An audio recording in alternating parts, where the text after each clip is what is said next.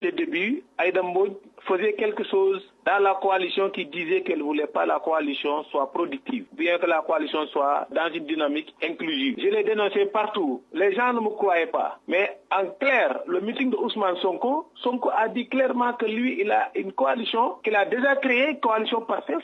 C'est Aïda Mbodj qui est à la tête de cette coalition. Elle est en train de leur trouver des gens sûrs, des alliés sûrs. Mais ça, c'est une trahison.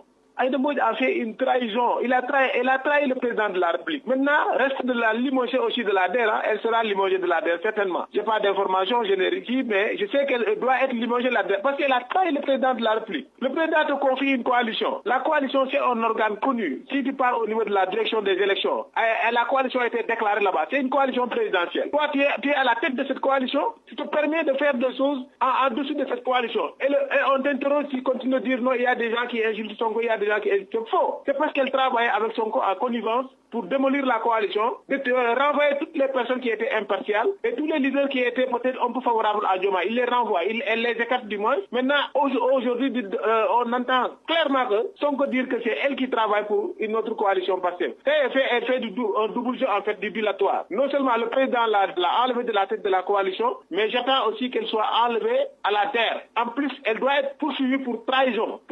Ça, c'est une forme de trahison, trahir le président.